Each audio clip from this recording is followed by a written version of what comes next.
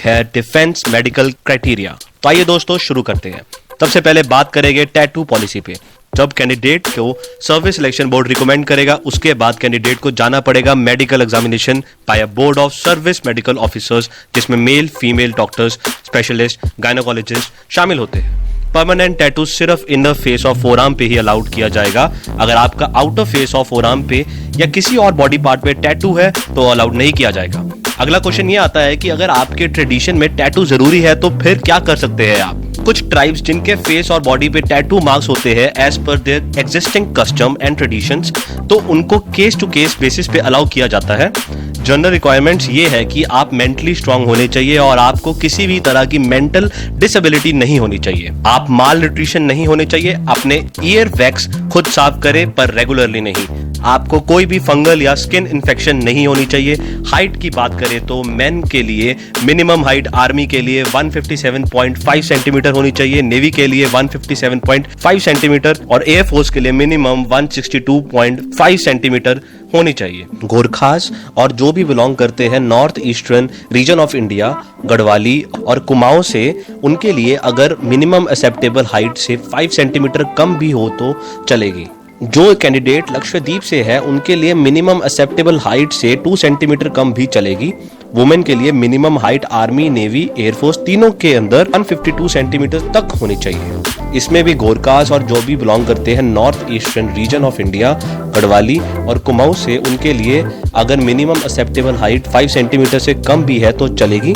जो कैंडिडेट्स लक्षद्वीप से है उनके लिए मिनिमम एक्सेप्टेबल हाइट से 2 सेंटीमीटर कम भी है तो चलेगी। तो अब आपके सामने आ रहा है comparative weight height chart table. इस मैन के टेबल में ये बता रखा है कि कितनी हाइट और एज में कितना वेट होना चाहिए।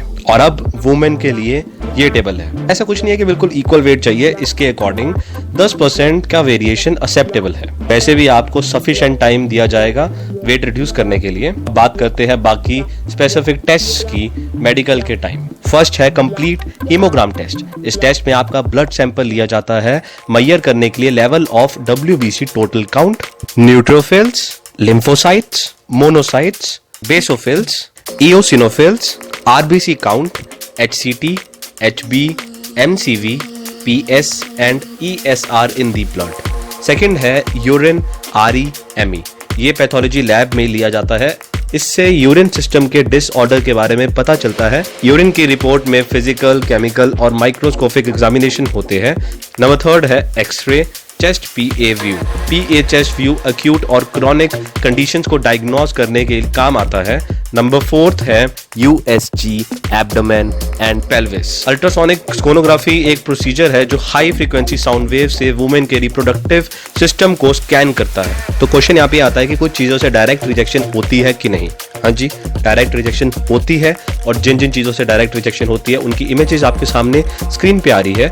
अगर ये चीजें आपको है तो आपकी डायरेक्ट रिजेक्शन होगी ही होगी। तो अब बात करते हैं आइज एंड विजन स्टैंडर्ड्स के बारे में। तो ये है basic requirements. Objective convergence less than और equal to 10 centimetre, accommodation less than और equal to 12 centimetre, binocular vision at least grade 3, uncorrected VA 6/60 both, BCVA 6/6 both, myopia less than or equal to -3.5D, hypermetropia less than or equal to +3.5D, color perception CP2।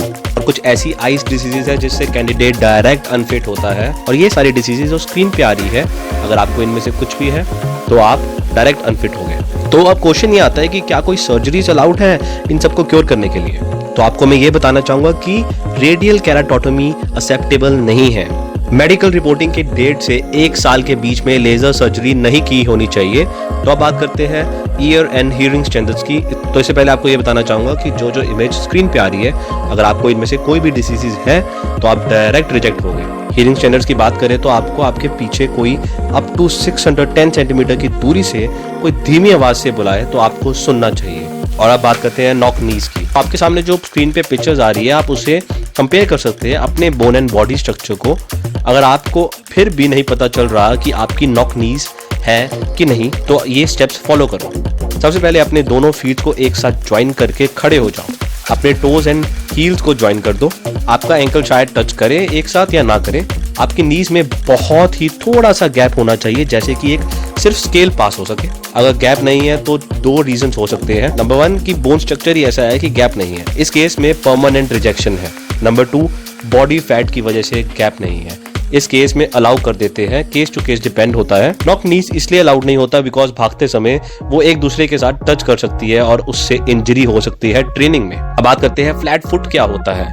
सामने pictures में आप clearly देख सकते हैं flat foot क्या होता है। अगर फ्लैट फुट है तो डायरेक्ट रिजेक्शन है। तो अब बात करते हैं फीमेल का स्पेसिफिक मेडिकल एग्जामिनेशन क्या होता है। एक फॉर्म में क्वेश्चंस के through detail menstrual and gynaecological history ली जाती है। एग्जामिनेशन लेडी ऑफिसर लेते हैं और जो जो चीजें आपके सामने स्क्रीन पे लिखी आ रही है इन चीजों में जनरल इंस्पेक्शन की जाती है। सारे मैरिड कैंडिडेट को सब्जेक्ट किया जाता है spectrum examination for any prolapsed और ग्रोथ ऑन सर्विक्स और वजाइना। अनमैरिड फीमेल का स्पेक्ट्रम और प्री वजाइनल एग्जामिनेशन नहीं किया जाएगा, पर ultrasound scan lower abdomen and pelvis का जरूरी है। इनिशियल मेडिकल एग्जामिनेशन में सभी फीमेल कैंडिडेट्स के लिए significant hirsutism especially with male pattern of hair growth along with radiology evidence of PCOS reason हो सकता है डायरेक्ट रिजेक्शन का। और भी रीजंस है डायरेक्ट रिजेक्शंस के जो आपके सामने स्क्रीन पे लिखे आ रहे हैं अभी।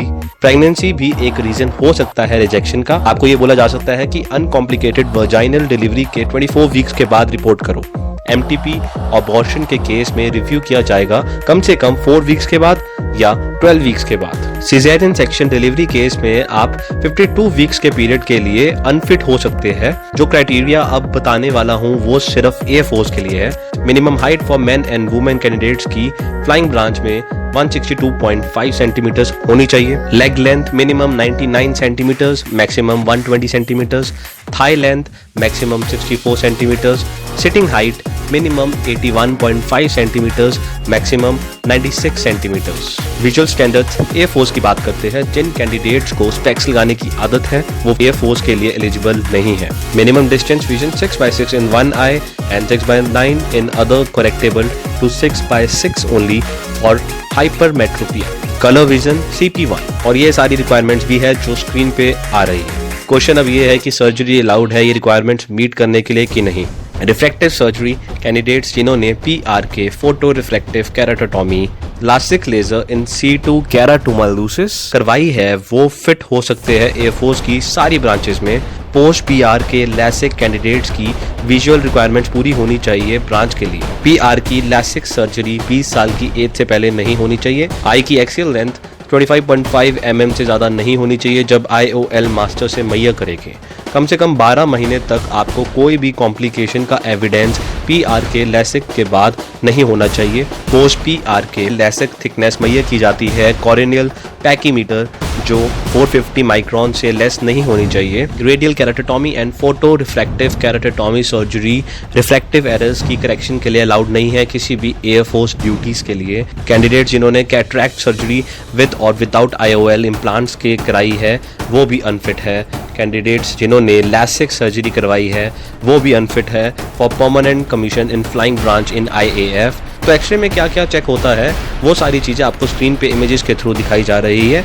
जिनकी स्पाइनल फ्रैक्चर या prolapsed intervertebral disc and surgery treatment की हिस्ट्री है उनको रिजेक्शन ही मिलेगी। और बात करते हैं आई क्राइटेरिया नेवी के अंदर, बिल्कुल सेम इंडियन एयरफोर्स की तरह ही है इसके अंदर भी, पर लेकिन limit of myopia in the worst I is -0.75D and limit of hypermetropia in both I is +1.5D। Unfit candidates को प्रेसिडेंट ऑफ मेडिकल बोर्ड से मिलवाया जाएगा और उन्हें प्रोसीजर बताया जाएगा for appeal medical board. Candidates जो अनफिट हो गए वो अपील अप्लाई कर सकते हैं अपील मेडिकल बोर्ड के लिए जो 42 डेज ऑफ SMB के अंदर कंप्लीट होगा, और रिव्यू मेडिकल बोर्ड के लिए भी रिक्वेस्ट कर सकते हैं with in 1 day of completion of appeal medical board. जो कैंडिडेट्स अनफिट डिक्लेयर किए जाएंगे AMB के द्वारा उन्हें प्रेसिडेंट ऑफ AMB से मिलवाया जाएगा about procedure of challenging the findings of AMB। सिर्फ वही कैंडिडेट्स एडमिट किया जाएंगे अकेडमी जो फिट डिक्लेयर होएंगे बाय मेडिकल बोर्ड।